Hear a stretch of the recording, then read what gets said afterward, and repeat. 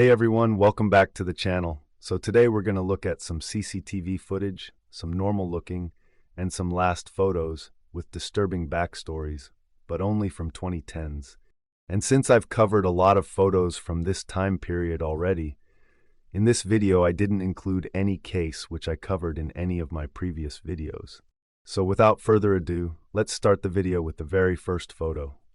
Savannah Spurlock CCTV, 2019. Savannah Spurlock was a young mother from Kentucky. In early 2019, she went missing after a night out, and her case drew a lot of attention. Savannah was 22 years old and had 4 young children, including newborn twins. She had taken a break from college and moved back in with her mother, Ellen, to help take care of her kids. On January 3, 2019, Savannah decided to take a break and go out with 2 friends. She borrowed her mom's car, left it at a friend's house, and then went with her friends to Lexington in their car. They went to several bars and ended up at one called the Other Bar. One of her friends left early, and later Savannah had an argument with the second friend, who also left. This left Savannah alone at the bar, still drinking. At around 2:30 a.m., her mom Ellen called to check on her. Savannah didn't want to talk at first, but a few minutes later, she FaceTimed her mom. She looked very drunk, but said she was okay and would come home in the morning. Ellen saw that Savannah was in a car with a man she didn't know, and someone else was driving. The next morning, Savannah didn't come home. Her mom called her many times, but no one answered. Later, Savannah's phone stopped working. Savannah often posted on social media, but that day, she posted nothing. This made her family very worried. She was reported missing later that day. Her friends said she had only taken a small purse with her. Her main bag, with all her important things, was still in her mom's car. Security cameras showed Savannah leaving the bar with 2 of the men at 2:30 a.m. She looked cold but didn't seem scared. Another camera showed her getting into a car with 1 man while the other drove. A third man followed in a black truck. Police shared the photos, and soon they found the truck in Garrard County. The man driving the truck said Savannah went to his house with the 2 other men. He said they all stayed up drinking, and Savannah left the next morning. He claimed she woke him up to ask for the address, maybe to tell someone where to pick her up.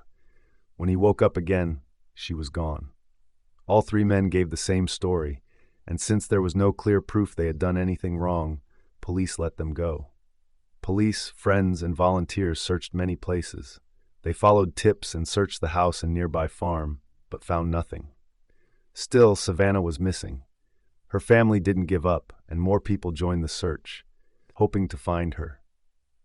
Then police got a call about a bad smell coming from behind a property owned by the family of David Sparks on Fall Lick Road in Garrard County. They returned to the property and searched the area that night. Just before midnight, they found human remains. The body was taken to the medical examiner to be identified. After the autopsy, it was confirmed that the body was Savannah Spurlock. People were confused why Savannah's body wasn't found earlier, even though police had searched the area before. Inside the house, police found blood on a closet door in David's room. David had moved back in with his parents shortly after Savannah went missing. Police said she hadn't been buried there recently, but they weren't sure if her body had been moved.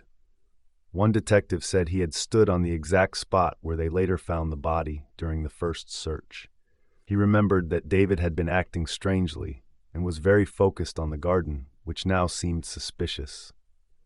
Police could prove David Sparks hid Savannah's body, but they still didn't know exactly how she died. The other 2 men were not considered suspects. Police didn't share their names. Both men said they didn't think David would hurt Savannah, but they did feel unsure about leaving her alone with him. One of them even asked, "Should we leave her there?" but didn't act on the feeling. He said David could be strange and paranoid. David Sparks was arrested and charged with Savannah's murder. At first, he said he was not guilty. In court, a detective gave a very sad and disturbing statement. He said Savannah's body was buried in a hidden grave, wrapped in trash bags. She wasn't wearing clothes, and her feet were tied with tape. Her body was bent in half. Beside her body was a small gray rug, which matched one that had been in David's room. David never told police anything bad had happened in his room, or that the rug was missing. He only said Savannah had asked for help getting home and then was gone when he woke up later. After Savannah disappeared, David bought a new rug at Walmart and even asked a family member where to get one. Sadly, the autopsy couldn't show how Savannah died. Her body was too badly damaged after being buried for so long. A year later, David Sparks finally admitted he killed Savannah. He agreed to a plea deal but never said how or why. Savannah's family and the many people who supported them were left without answers. During sentencing, David appeared by video from jail. He was given 50 years in prison for murder, hiding evidence, and abuse of a body. The judge accepted the deal. They still didn't know what made David do it. But they did find a notebook in his drawer that gave them a clue about his mind. In the notebook, David wrote that he didn't care about anyone. He said he had no love and had to hide his dark side. He called himself a monster who could hurt someone and not feel bad. He said he was full of anger and nothing made him feel better. David later claimed he wrote those words a year or two earlier when he was very depressed, but police believed he wrote them after killing Savannah. They always felt something was off about David. Just talking to him gave them a bad feeling. David Sparks can ask for parole after 20 years. By then, Savannah's sons will be grown. Her family hopes they can speak to the parole board and make sure he never gets out. They believe he should stay in prison forever. Family Christmas photo from the Todt family, 2019. In March 1980, Anthony Todt was just 4 years old. He lived in Bensalem, Pennsylvania, with his parents Robert and Loretta Todt. One day, something terrible happened. Someone came into their house and shot Loretta, Anthony's mother, and young Anthony saw this happen. Later, the police charged Anthony's father, Robert, with planning the attack. Robert was a teacher and had asked one of his students to kill his wife. It turned out that Robert was cheating on Loretta with several other women. He seemed to be having trouble handling everything in his life and made a very bad decision. Even though Loretta first spoke in court to support her husband, she later changed her mind. She realized Robert was guilty. She divorced him, took Anthony, and moved to Connecticut. There she married someone else. Anthony had a very hard time growing up. He had nightmares about what he had seen when he was 4. He needed therapy for many years to help him deal with the trauma. Robert was sent to prison. He was supposed to stay there for 10 to 20 years, but after appealing the sentence, he was released early after serving only 5 to 10 years. After getting out, Robert started a consulting business. For many years, Robert stayed away from his son. Then in 2010, Anthony and Robert reconnected on Facebook. They met in person twice that year. By then, Anthony was married and had 2 kids. But after those meetings, Anthony decided he no longer wanted to be in contact with his father. Now we move to 2019. At this point, Anthony was 44 years old and his wife Megan was 42. They had 3 children, Alec, 13, Tyler, 11, and Zoe, 4. The family lived in Celebration, Florida in a rental home. They also owned a condo nearby. Anthony traveled often between Florida and Connecticut, where he ran a physical therapy business. However, Anthony's business in Connecticut was failing. On November 21, 2019, he met with federal investigators. He was being investigated for fraud. He had been billing insurance companies and Medicaid for services he never provided.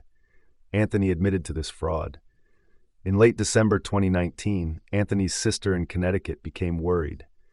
She had not heard from Anthony or any of his family since around December 23rd or 24th. On December 29th, she called the police in Florida to check on them.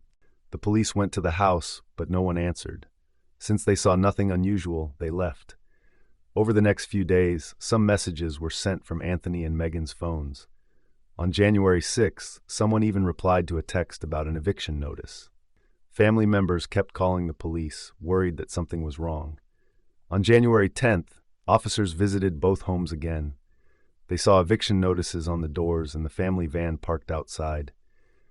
On January 11th, they came back and saw the van still had not moved. At the same time, police were also looking for Anthony because of the fraud case. On January 13th, they saw him go into the rental house. They decided to go inside. The front door was unlocked. When they entered, they smelled something very bad, a smell that often means a body is decomposing. They saw Anthony coming down the stairs. He said the kids might be at a friend's house and that Megan was sleeping upstairs. The police went upstairs and found the bodies of Megan and the 3 children. They had been dead for a while. Their bodies were on the bed and floor, covered with blankets. Investigators later said Anthony had likely used allergy medicine, Benadryl, knives, and maybe even suffocation to kill them. Anthony was arrested and charged with 4 counts of first-degree murder and 1 count of animal cruelty. He had also killed the family dog. After being arrested, he said some strange things. In a letter, he said he didn't remember the time after the murders. He said he always loved his wife and claimed he was protecting her. He also said he tried to with Benadryl, but it turned out he hadn't taken enough to be deadly. At first, Anthony admitted to the murders, but later changed his story. He said Megan had killed the kids and then herself. He claimed she had tried to do this before and had mental health problems. There was no proof of this. Anthony had serious money problems. He had taken out more than 20 high-interest loans. To pay them off, he started lying to insurance companies. Investigators found he was billing for many hours of physical therapy when no patients were seen at his clinic. He may have thought he could solve everything with more money, but it got worse. He let his license expire and stopped telling his wife the truth. He didn't want his family to know he would be going to jail. When the pressure became too much, he gave his family Benadryl and food. When that didn't work, he used other methods to kill them. He stayed in the house with the bodies for about 3 weeks. He didn't try to hide the crime or escape. When police came, he gave a weak excuse that didn't make sense. He even blamed the police and the media. But in truth, he didn't want to face his own failure. He didn't want his family to see him go to prison, so he made a terrible choice. As of May 2025, Anthony Todt remains incarcerated at the Santa Rosa Correctional Institution in Milton, Florida, serving multiple life sentences without the possibility of parole. Last picture of British backpackers Hannah Witheridge and David Miller, 2014. In 2014, a terrible crime happened on Koh Tao, a small island in southern Thailand. The island is also called Turtle Island and is known for its beaches and diving spots. It's only 8 square miles and has about 10,000 people living there. Half of the population were Burmese workers. Many Thai people on the island didn't like them, especially since around 40% of the Burmese were living there illegally. On August 25, 2014, 24-year-old David Miller arrived on the island with 2 friends. He had just finished studying civil engineering and had started working on his master's degree. That same day, 23-year-old Hannah Witheridge also arrived on the island with 3 of her friends. She had studied speech and language therapy. Both David and Hannah were from the UK, and they ended up staying at the same hotel. That's how they met. In the early hours of September 15, 2014, Hannah went to a bar near her hotel at around 12:15 a.m. David arrived at the same bar about 2 hours later. Both were with different groups of friends. At some point, David and Hannah left the bar together and walked to Sari Beach, which was very close to their hotel. Later that morning, their bodies were found on the beach. David was in the water, and Hannah was on the sand. A Burmese beach cleaner's daughter is believed to have discovered the bodies. Police were called, and they found that David had drowned, and Hannah had been beaten to death. She had also been sexually attacked. A garden hoe, which had been used in the attack, was found nearby. They also found a used condom, bloody clothes, and cigarette butts. Officials worried this would scare tourists away, so they pressured police to quickly find someone to blame. They said a Thai person wouldn't commit such a crime. It had to be a foreigner. So the police focused on the Burmese workers. Some workers later said the police tortured them, even pouring boiling water on them. At first, the police couldn't find any suspects, so they looked at tourists too. Still, they had no luck. Then they found security footage showing 3 men on a motorcycle buying beer and cigarettes at a 7-Eleven. They were later seen heading toward the beach where the bodies were found. On October 1st, police talked to one of the men. He said he separated from the other two before the murders. The next day, police arrested the other two men, Zhao Lin and Wei Fio. They were both 21 or 22 and Burmese migrant workers. Wei Fio was living in Thailand illegally. Neither man had a criminal record. The police questioned them for hours, and both men eventually confessed. They said they attacked because they saw David and Hannah kissing on the beach. Their DNA was reportedly found on Hannah's body, the garden hoe, and the cigarette butts. However, they took back their confessions after seeing lawyers. They said the police beat them, left them naked in a freezing room, and threatened them with electric shocks. In December 2014, both were charged with murder and other crimes. Their trial started in July 2015. No press was allowed inside, and no one in the courtroom could take notes. The case against them was mainly based on DNA and their confessions. The defense argued that the police had forced the confessions and denied the men proper legal help. One major problem for the defense was that Wei Fio had David's phone after the murders. The defense said the two men had been swimming on the beach earlier and found the phone while looking for their missing clothes. During the trial, the court asked for a retest of the DNA, but police said they only had DNA left from the garden hoe. The retest showed that the DNA on the hoe did not match either man. Still, on December 24, 2015, both men were found guilty and sentenced to death. The judges said they based their decision mostly on the DNA, not the confessions. Later, the death sentences were changed to life in prison. There are many reasons to doubt the case. For example, the crime scene was not protected properly. Reporters and tourists walked all over it and posted pictures online. The garden hoe belonged to a local man whose DNA was never tested. Thai police labs were not equipped to do proper DNA analysis. The DNA test results were rushed. During the trial, one of the judges and the prosecutor kept falling asleep. The lead judge even left the room during the trial. Many people believed the case was rushed so the island's tourism business wouldn't suffer. The police were under pressure to blame someone quickly, and migrant workers were easy targets. The whole system appeared unfair. The two men didn't even seem to understand their rights. One of them thought that if he said he was guilty, he'd only get 2 years in jail. He didn't know that changing his plea would cancel any deal. Thailand's prime minister even made a strange comment, suggesting that women wearing bikinis might be at fault if something happened to them unless they weren't beautiful. He later took the comment back, but it shocked many people. So were Zhao Lin and Wei Fio really guilty? Some things point to guilt, like the phone and the confessions, but many other things raise doubts like the forced confessions, bad police work, and poor trial conditions. The truth may never be fully known, but what is clear is that these two men were very poor, had no power, and lived in a system where they could be blamed just to protect tourism. In the end, this case shows how dangerous it can be when a justice system is more focused on image than truth. Whether Zhao Lin and Wei Fio were guilty or not, the way the case was handled was deeply flawed. Kayla Mueller, 2013. Kayla Mueller was a young American woman whose name many people heard in the news in 2015 and 2016. She became known after being kidnapped by ISIS. News stories often called her a kind aid worker and a brave American. But her story is more than that. Kayla was born on August 14, 1988, in Prescott, Arizona, a small town north of Phoenix. She grew up with a strong heart for helping others. She taught herself how to play music and speak different languages.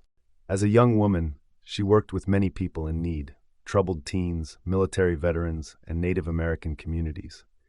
In 2009, Kayla finished college at Northern Arizona University, where she studied political science. After that, she traveled to India and worked at an orphanage. Later, she wanted to help people in Africa, especially in areas where people spoke French. To prepare, she worked as a nanny in France to learn the language better. But in 2012, Kayla changed plans and went to Turkey to help Syrian refugees. These were people fleeing war in Syria. She worked hard to bring care and comfort to people who had lost everything. One day, she traveled with a Syrian aid worker to a hospital that needed help. The journey was very dangerous because there was a war going on in that area. Even though it was risky, Kayla wanted to help. After finishing her work at the hospital, she was taken to a bus stop to return to Turkey. But on the way, the car she was in was stopped by ISIS fighters.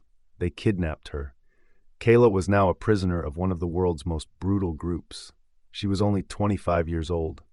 In prison, she was treated terribly. Her captors shaved her head, hurt her, and abused her in many ways. But even in that dark place, Kayla did not give up hope.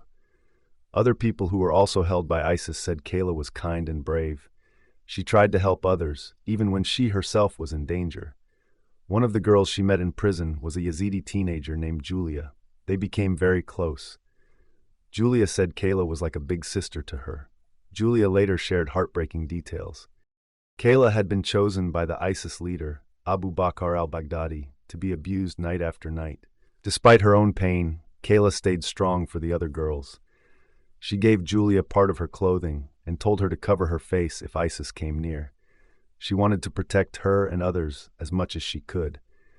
Julia once told Kayla she wanted to try to escape and asked Kayla to go with her, but Kayla said she could not.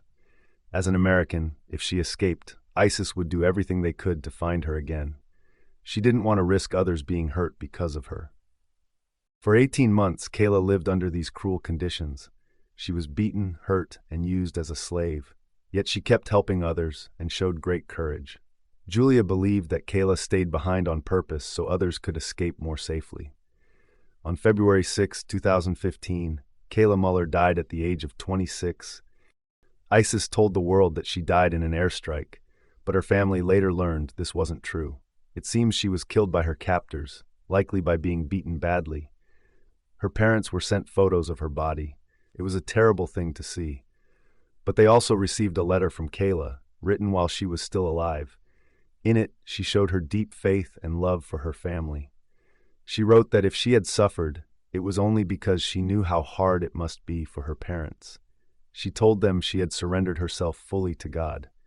She said, "I have been shown in darkness light. I have learned that even in prison, one can be free.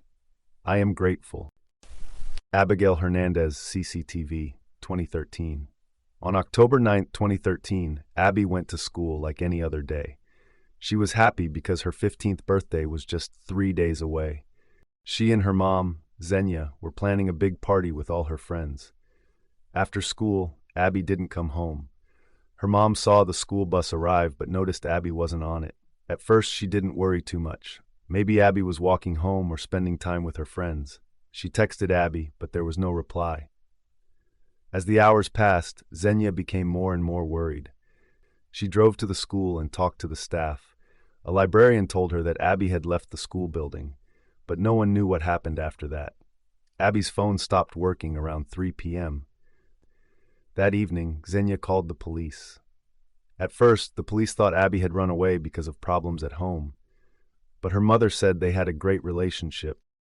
Abby's best friend also told police that Abby was happy and excited about her birthday. After 48 hours, the FBI joined the search. They talked to Abby's friends, looked at camera footage from the school, and tried to trace her last steps. Her boyfriend had messaged her while he was on the bus, and she replied once, but then her phone was turned off. This made police wonder if something bad had happened. They checked to see if she had run away, but nothing made sense. Abby hadn't taken any extra clothes, money, or important things with her. She only had her school backpack. She also didn't take any of the cash that she kept at home. Weeks passed, and there were still no clues. Xenia was heartbroken. She couldn't sleep or eat. She didn't even check the mailbox for a long time. But one day, she found something that shocked her, a letter from Abby. The letter was sent 13 days after Abby went missing. In it, Abby said she loved her mom, missed her, and was safe, but she couldn't say where she was. Her mother and experts confirmed the letter was really from Abby. But the letter made no sense. Why wouldn't she say where she was? Xenia started to fear that someone was making Abby write the letter. The police didn't release the letter to the public right away. They worried that if Abby was being held by someone, revealing the letter might put her in more danger. When they finally made the letter public, many people in town began to think Abby had just run away. Some even blamed her and her family. The investigation slowed down. Then, On July 20th, 2014, something incredible happened. 9 months after she vanished, she stood on her doorstep. Her mother was shocked. Abby said she had been kidnapped. She explained that on the day she went missing, she was walking home because her new shoes gave her blisters. A man in a car offered her a ride, and she accepted. At first, he drove normally, but then he turned into a quiet parking lot. When Abby tried to leave, he pulled out a weapon and handcuffed her. He covered her eyes and drove to a faraway place, about 30 miles from her town. There he kept her in a metal container that looked like a room inside. He put a shocking collar on her and told her not to try to escape. He hurt her many times. Abby knew the only way to survive was to act like she trusted him. She pretended to understand him and said she wouldn't tell anyone. Over time, the man began to believe her. He even let her help him in his house, where he made fake money to spend in stores. One day, he gave Abby a cookbook. Inside it, she saw a name, Nathaniel Kibbe. When she asked him who that was, he became nervous. That's how Abby learned his real name. Kibbe later gave some fake $50 bills to a woman he knew. She tried to spend them at a store, but the store realized the money was fake. The police came, and the woman told them that Kibbe had given her the bills. When the woman warned Kibbe that police might come to search his house, he panicked. He knew they would find Abby there, and he could go to jail for a long time. So he drove Abby back to her hometown and left her on the street near her house. He begged her not to tell anyone who he was. But a week later, Abby told the police everything. A SWAT team went to Kibbe's house and arrested him. In 2016, he finally admitted to everything and was sentenced to 45 to 90 years in prison. He was 34 years old at the time, so he may never leave prison. Abby went to his trial and said she forgave him. She said the experience taught her to value her life and freedom. Today, Abby lives with her boyfriend and their child. Experts say Abby's actions, staying calm and gaining her kidnapper's trust, helped save her life. Sarm Heslop, 2019. Sarm Heslop is a 41-year-old woman from Southampton, Hampshire in the United Kingdom. On March 7, 2021, she went missing from the U.S. Virgin Islands. Sarm had been living and working on a boat called Siren Song since January 2021. The boat belonged to her boyfriend, Ryan Bain, a 44-year-old man from Michigan. Before this, Sarm had worked as a flight attendant for about 8 years. She later developed a love for sailing, which may have led her to Ryan. Sarm and Ryan met in the fall of 2020 on Tinder. They started dating soon after. At one point, Sarm moved to Malta, and some people think they may have broken up then. But she later returned to be with Ryan on the boat, so it's possible they got back together or stayed in touch during that time. On the night of March 7th, Ryan says he and Sarm had dinner and drinks at a restaurant called 420 to Center in Frank Bay. He said they returned to the boat and watched a movie, then went to sleep around 10 p.m. Ryan claims that he woke up at around 2 a.m. when an anchor alarm went off. That's when he noticed that Sarm was gone. What happened next is unclear. Some reports say Ryan went back to sleep and didn't tell anyone until around noon the next day, about 10 hours later. Others say he told some friends at 2 a.m., but waited until noon to tell the police. People found this strange. Why would someone wait so long to report a missing person, especially someone who might have fallen into the sea? Some believe Ryan may have been drunk and didn't want to get into trouble for driving the boat under the influence. In the U.S. Virgin Islands, the legal alcohol limit for boating is 0.08%. One theory is that Ryan did speak to the local police early that morning and even showed them a photo of Sarm. It's been said that the police told Ryan to contact the Coast Guard, but he didn't do that until much later. Some people think he was trying to avoid being tested for alcohol. Ryan's father might have been staying on the boat at the time. If so, maybe he was the one who woke up and noticed Sarm was missing. But some reports say his father didn't arrive until later. Ryan told police that all of Sarm's things, including her passport and phone, were still on the boat. That might suggest she came back to the boat before going missing. But it's also possible Ryan brought her things back himself, or that she never took them when they went out. Soon after Sarm went missing, Ryan hired a lawyer named David Caddy. He is known for representing well-known clients. When the Coast Guard and police finally searched for Sarm, they couldn't find any trace of her. They went to Ryan's boat to do a safety check, but Ryan didn't let them go below deck or into any rooms. They were only allowed to stay on the top deck. Ryan was given a citation for stopping them. Later, the Virgin Islands police asked again to search the boat, but Ryan refused. A full search has still not happened. The police would need a search warrant, but they can only get one if they have enough reason to believe a crime took place. Ryan was the last person known to be with Sarm. Since the boat was anchored out in the water, not on land, it's not like she could have just gone for a walk. So it seems reasonable to some people that a search should be allowed. There's more concern because Ryan has a history of violence. His ex-wife, Corey Stevenson, said he became dangerous after they got married in 2008. On their honeymoon, she felt so unsafe that they ended the trip early. In 2011, Ryan attacked her and was jailed for 21 days. He was jailed again in 2013 for breaking his probation. Corey has been in touch with police about Ryan's past. She believes that something bad may have happened to Sarm. Some people wonder if Ryan hurt Sarm after drinking. Witnesses said they saw Sarm earlier that day and in the evening before dinner, but no one saw her after she and Ryan were said to return to the boat. CCTV footage from nearby areas did not confirm that she ever came back to the boat that night. If Ryan did something to Sarm, it may have happened on land. Some people think he's refusing a boat search just to distract from what really happened, or that he may be hiding something else on the boat. Even though Ryan seems suspicious to many, police are still looking at other possibilities. Some suggest that Sarm might have gone to another island to start a new life, like St. Thomas. But this doesn't explain why she left without her phone or passport, or why she hasn't contacted her family. It's still a mystery what happened to Sarm Heslop. Many people believe Ryan knows more than he's saying.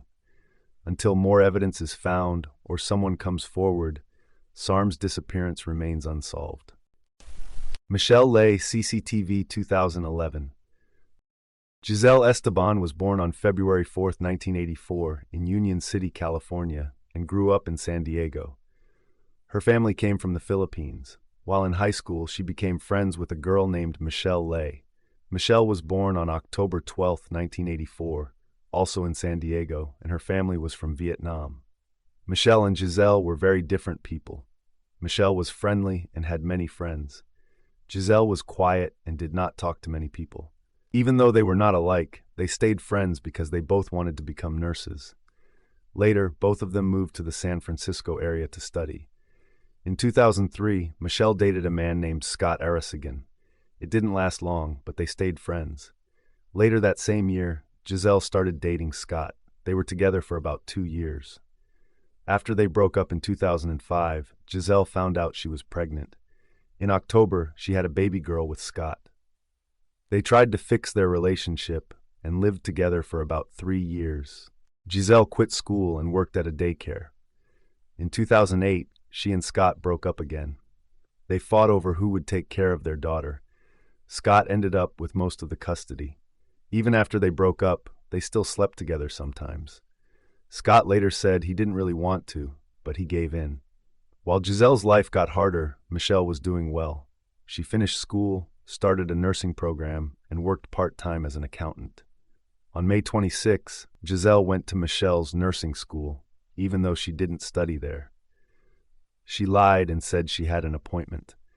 While the secretary was distracted, Giselle stole an ID badge. She later used it to move around the school and find Michelle's schedule.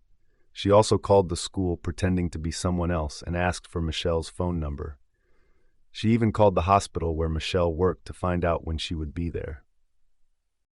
On May 27, 2011, Michelle was working her final shift in the maternity ward at Kaiser Hospital in Hayward. Around 7 p.m., she told a nurse she was going to her car to get cold medicine, but she never came back. Giselle was waiting for her in the parking garage. She likely attacked Michelle with a knife and killed her. At 7:30 p.m., Giselle called the hospital pretending to be Michelle and said she wasn't coming back to work. But she called the wrong place, so the message didn't go through. Giselle drove Michelle's car 15 miles away and left her body there, then drove back and left the car in an apartment complex. The hospital called the police. They found blood in the garage and in Michelle's car. Her friends told police that Giselle might be involved. Police found more proof, including Giselle's DNA and Michelle's blood on Giselle's shoes. Giselle was arrested on September 7, 2011. Michelle's body was found 10 days later. In 2012, Giselle went to court. Her lawyers said she was sick, but the jury didn't agree. She was found guilty and sent to prison for 25 years to life. Giselle was jealous and believed Michelle was taking Scott away from her. She sent angry messages and searched online for scary things. In the end, she planned the murder but left many clues. Lindsay Buziak's Murder House, 2008. Lindsay Buziak was born on November 2, 1983. She lived in Saanich, British Columbia, Canada. Her father's name was Jeff and her mother's name was Evelyn. Lindsay also had a sister named Sarah. By the year 2008, Lindsay was 24 years old and working as a real estate agent. She had a boyfriend named Jason Zalo. Jason's family was rich and owned a real estate business. Lindsay also worked in real estate and was doing well in her career. In late January 2008, Lindsay got a call from a woman with a foreign accent. The woman said she and her husband were moving to Victoria and wanted to buy a house quickly, within 2 days. They were looking for a house with 3 bedrooms, 3 bathrooms, and a separate space for a housekeeper. The budget was $1 million. Lindsay felt something was wrong with the call. She asked the woman how she got her personal phone number. The woman said she got it from one of Lindsay's past clients. Lindsay tried to contact that client but couldn't reach them. This made her more suspicious. She also told her dad, her boyfriend Jason, and some friends that the caller seemed fake. Lindsay even thought the woman was pretending to have a Spanish accent. Jason told Lindsay that the sale would earn her a big commission. He said she should go ahead and show the house. He promised he would stay nearby and come help if anything went wrong. Lindsay found a house at 1702 D'Souza Place in Victoria. It was a good fit for the client's needs and cost about $964,000. She set up an appointment to show the house on February 2, 2008, at 5:30 p.m. The woman told Lindsay she would come alone and her husband would not be there. On the afternoon of February 2nd, Lindsay and Jason had a meal together at a restaurant. They left at 4:24 p.m. in separate cars. Lindsay likely went home to change clothes before going to the house, but this isn't confirmed. Jason went to drop off a contract at a car detailing shop. Then, he picked up a colleague. Around 5:29 p.m., he texted Lindsay to say he was about 9 minutes away. Around that same time, neighbors saw a man and a woman walking toward the house. The man was about 6 feet tall, had dark hair, and wore nice clothes. The woman had blonde hair, wore a dress with a pattern, and looked to be around 35 to 45 years old. No one saw a car with them. Witnesses saw Lindsay meet the couple and shake hands, which suggested she didn't know them. Lindsay and the couple entered the house. The lockbox was opened at 5:29 p.m. At 5:38 p.m., Jason texted Lindsay again saying he was almost there. She didn't open the message. At 5:41 p.m., a call was made from Lindsay's phone. Police later said this was probably because the phone buttons were pressed during a struggle. At 5:45 p.m., Jason arrived at the house with his colleague. Through the glass in the front door, he saw 2 people inside. He waited for about 10 minutes before moving his car to another street, worried that he might look suspicious. After waiting another 10 minutes, he texted Lindsay to ask if she was okay. She never opened that message either. Jason went to the front door. It was locked. Through the glass, he could see Lindsay's shoes. She always took off her shoes when showing a house. Jason knocked on the door, but no one answered. At 6:05 p.m., he called 911. While on the phone, he helped his friend climb over a fence into the backyard. The friend found an unlocked door and let Jason in. They went upstairs and found Lindsay. She was lying in a pool of blood. Jason called 911 again at 6:11 p.m. Lindsay had been stabbed more than 40 times. Her throat was also cut. She had no signs of trying to fight back. She had not been sexually assaulted, and none of her things were stolen. Her phone was still in her pocket. Police couldn't find any useful evidence. No fingerprints, no hair, no fibers, no DNA, no weapon, nothing. They believed the killers ran out the back door when Jason arrived and escaped in a car parked nearby. The woman who called Lindsay used a phone that was bought in Vancouver 3 to 6 weeks before the murder. The phone was activated just 2 days before the murder and had never been used before. It was registered under the name Paulo Rodriguez, which was fake. The phone was shut off forever right after the murder. Police believe a second phone was used to check the first phone's voicemail, but they don't know who owned that one either. Jason and his colleague were cleared by police. They were not involved. Some people think someone close to Lindsay may have hired killers, but police ruled out Jason and Lindsay's ex-boyfriend. Others think it had something to do with a drug case. Lindsay had a friend who was arrested for drug trafficking 11 days before the murder, but police say there is no proof that this is connected. Another theory is that the killers were simply two evil people who wanted to commit the perfect murder. They planned it very carefully and didn't leave any evidence, but they still made mistakes, like using a fake accent and being seen by witnesses. Some believe it was a robbery gone wrong, but nothing was taken from the house. And Lindsay was attacked in a way that seemed personal. The murder of Lindsay Buziak remains a mystery. It was clearly planned, but the reason why it happened is still unknown. In 2021, police said new DNA technology gave them fresh leads. Kendrick Johnson, CCTV, 2013. Kendrick Johnson was born on October 10, 1995. He went to Lowndes High School in Valdosta, Georgia. On January 11, 2013, something terrible happened. Kendrick's body was found inside a rolled-up wrestling mat in his school gym. This part of the school was called the Old Gym, so it seems there was also a newer gym that students used more often. The mat was standing upright in the corner, along with other rolled-up mats. A student who had climbed on top of the mats saw Kendrick's body and told the school. When the police investigated, they found that Kendrick was upside down inside the mat, like he had gone in head first. His shoes were behind his knees, not on his feet. The first autopsy said he died from positional asphyxiation, which means he got stuck in a way that made it hard for him to breathe.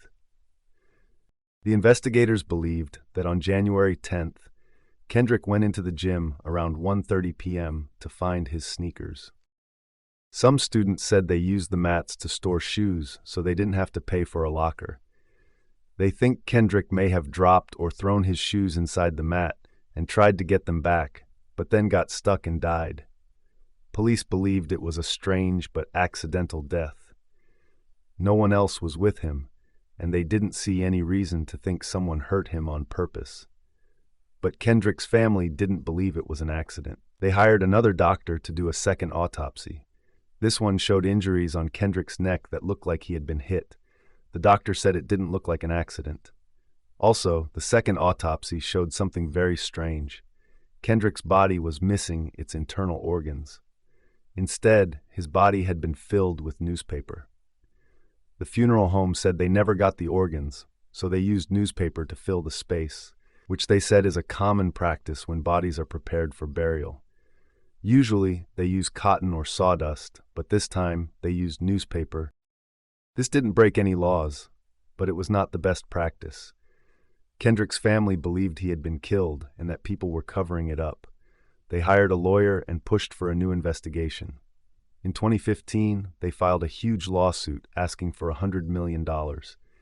They accused 38 people, including FBI agents, police officers, and 3 classmates. They said that an FBI agent told his sons and another student to attack Kendrick and then helped cover up the crime. However, there was no proof to support this. The family later dropped the lawsuit, but by that time, they had already made the accusations. Some of the people they accused sued the family back for lying. A judge said the Johnson family had made up evidence and told them to pay over $292,000 to the people they accused. In March 2021, the sheriff's office reopened the case to look into everything again. After going over the facts, they said it still looked like an accident. They released a report explaining their decision. The FBI clearly said there was no cover-up or conspiracy. Brandon Bell, one of the students accused, was on a bus with the wrestling team at 12:30 p.m. on the day Kendrick died. Kendrick was seen alive at 1:27 p.m., so Brandon couldn't have been involved. The FBI checked footage from 62 cameras. Some people said a camera in the gym had been moved, but they found it had been hit a year earlier in 2012, which explained its position. The movements of the students who were accused were reviewed. None of them crossed paths with Kendrick on the day he died. 7 students said it was normal to store shoes in the wrestling mats, so Kendrick doing that was not unusual. Kendrick had once fought with Brian Bell, Brandon's brother, but later they worked on a school project together and seemed to get along. There was a rumor that Kendrick dated a girl who also dated one of the other boys, but investigators found this wasn't true. 3 autopsies were done. The first said Kendrick died by accident. The second said he had been hit. The third could not say for sure what happened. Investigators said differences between the autopsies could be because not everyone was unbiased. The report suggested that some law enforcement groups may have cared more about their careers than about finding the truth. In the end, the evidence still supports the idea that Kendrick's death was a tragic accident. Kendrick walked into the gym alone. His body was found in the mat the next day. A shoe was found near the mats, so he may have been trying to get it. Even if there was a bruise, it might have come from him trying to escape the mat, not from someone hurting him. Joshua Maddux, 2015. Joshua Maddux was born on March 9, 1990. He lived in Woodland Park, Colorado, a small town near Colorado Springs. The town had only about 7,500 people. When Josh was young, his parents got divorced. After that, he lived with his dad and 2 older sisters. He also had an older brother named Zachary. Zachary had a very hard time with depression. In 2006, Zachary sadly ended his life. This deeply hurt Josh, but despite the tragedy, he seemed to be doing okay. People described Josh as smart, happy, and easygoing. He loved writing music, playing guitar, and being outdoors. He had many friends and enjoyed going on walks and hikes alone. On May 8, 2008, when Josh was 18 years old, he told his sister he was going out for a walk. This wasn't strange at all. He did it all the time. But this time, he never came back. He was not reported missing until 5 days later. People looked around the woods and neighborhoods nearby, but there was no sign of Josh. One of his sisters thought he might have left to start a new life somewhere. She imagined that one day he might return with a wife and kids and surprise everyone. Years passed with no answers.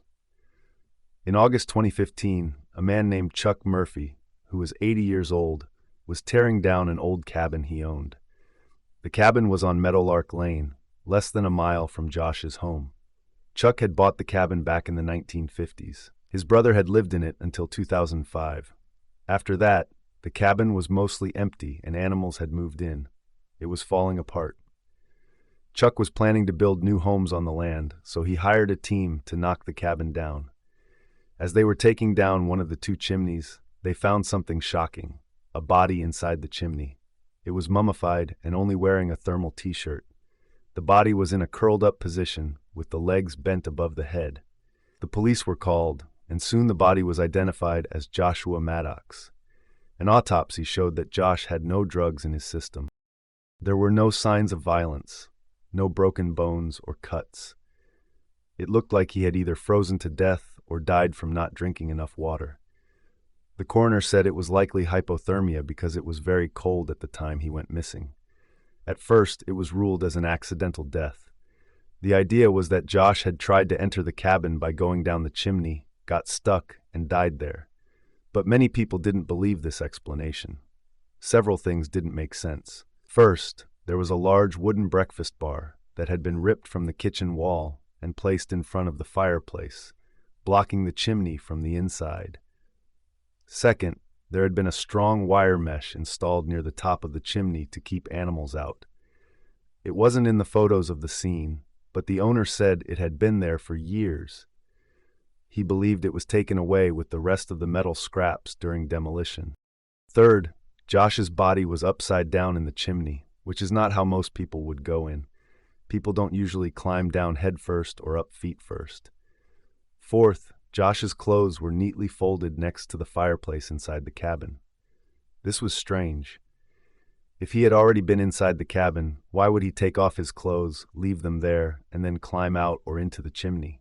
Because of all these strange details, the coroner later changed the cause of death to accidental, murder, or unknown causes. It was unclear what really happened. There were also some rumors online about a man named Andrew Newman, who may have known Josh and had a history of violence, but the police never named him as a suspect. There was no solid proof connecting him to Josh's death. Many people have wondered what really happened. Jordan Turpin Bodycam, 2018.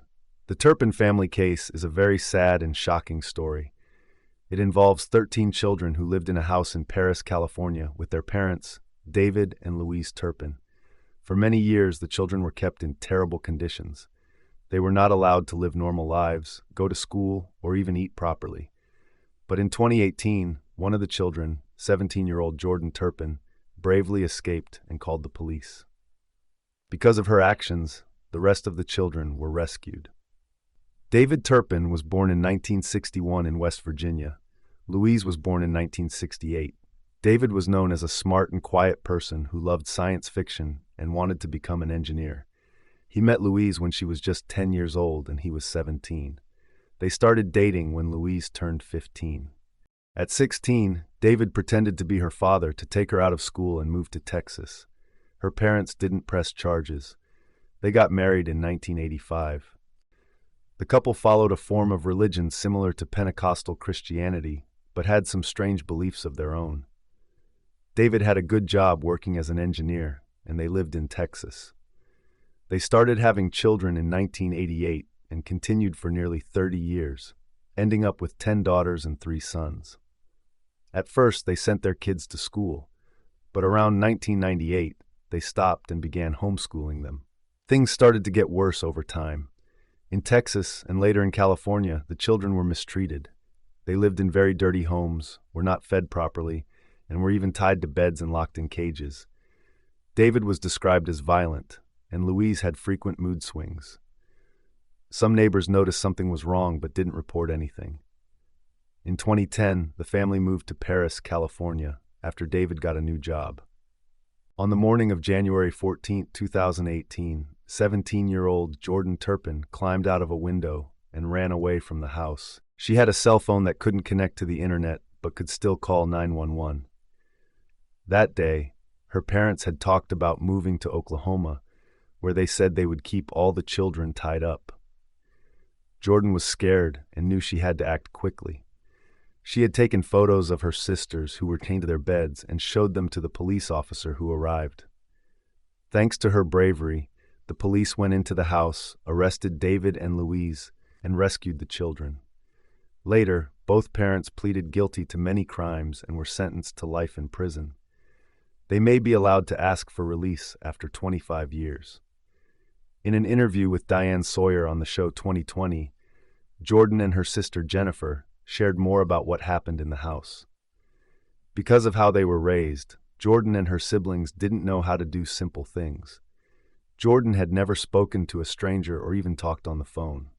When she escaped, she didn't know the street was just for cars and didn't know how to read an address. She even had trouble spelling her own middle name. Still, she did her best to explain things to the police. Jordan knew that trying to escape could lead to her death. She was scared the police might return her to her parents, who could kill her. But she was more worried about her siblings. She wanted to save them. David and Louise had told their children that the outside world was dangerous. They said if anyone found out how they lived, the children would be taken away and things would be worse. The kids were also told lies to say in case anyone asked questions. The parents even used religion to scare them, saying they had the right to kill their own children if they wanted. The house was full of trash and smelled very bad. Louise would buy clothes and toys, but not let the kids use them. The fridge had food for the parents, but the kids were hardly given anything to eat. Sometimes the kids were allowed outside, but Louise made them wear matching outfits. All their names started with the letter J. It seemed like the parents wanted everything to look the same. We still don't know why David and Louise treated their children this way. Louise was said to have a mental health condition called histrionic personality disorder. But this doesn't explain the abuse. She had also been hurt as a child, which is very sad, but it still doesn't excuse her actions. Some believe the couple shared strange beliefs and fears, including religious ones, that led them to behave this way. David worked as an engineer for many years, so they weren't always poor. But before they were arrested, he lost his job. Still, they didn't ask for help from the government or charities, maybe because of fear or pride. Some experts think they might have had a shared mental illness, where one person with strong beliefs passes those beliefs on to another. This can happen in close relationships like between married couples. Even though this case is very upsetting, there's something hopeful in it. Jordan's courage saved her family. She risked everything to protect her brothers and sisters. What's amazing is that no one taught her to be this brave. She just knew it was the right thing to do. Jordan also had a strong desire to learn. Even though her parents tried to keep her from knowing about the world, she wanted to understand it. She even watched videos of Justin Bieber on a phone, which helped her see that people outside her home lived very differently. This made her want more for herself and her siblings. Otto Warmbier Group Photo, 2016. Otto Warmbier was a young American college student. He loved to travel and learn about different cultures. He was smart, active, and full of dreams. In early 2016, Otto went on a trip to North Korea, but this trip turned into a terrible nightmare that ended in his death. Otto was 22 years old. He went to the University of Virginia and studied business and economics. Before graduating, he planned to study in Hong Kong for a semester. On his way to Hong Kong, he joined a tour group that was visiting North Korea for 5 days. The tour company said the trip was safe, even for Americans. Otto and the other tourists had fun at first. They celebrated New Year's Eve in Pyongyang, the capital of North Korea. They went to a bar, danced, and watched fireworks in the city square. Everything seemed fine. But on January 2nd, 2016, just as the group was about to leave, something strange happened. Otto and his roommate were at the airport, waiting to board the plane. Suddenly, 2 North Korean guards came and took Otto away. They told the group Otto was sick and taken to a hospital, but that wasn't true. 2 months later, North Korea announced why Otto was arrested. They said he tried to steal a propaganda poster from a wall in the hotel. In a video, Otto confessed to the crime. But many people, including his parents, believe he was forced to say those things. He read from a piece of paper, and the story didn't make sense. He said he stole the poster for a church and a secret group at his school, both connected to the CIA. This was clearly not true. Otto wasn't even part of that church. 2 weeks after the video, North Korea sentenced Otto to 15 years of hard labor.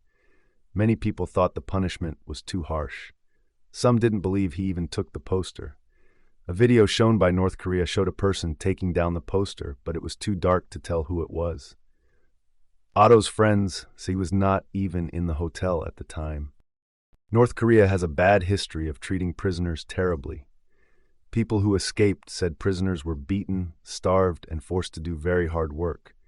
Some even said they had to eat insects to stay alive. Otto's parents did not hear from him again after the trial. The U.S. government tried to help, but talks with North Korea were very difficult. North Korea and the U.S. were not getting along. Around the time Otto was arrested, North Korea tested weapons and made threats.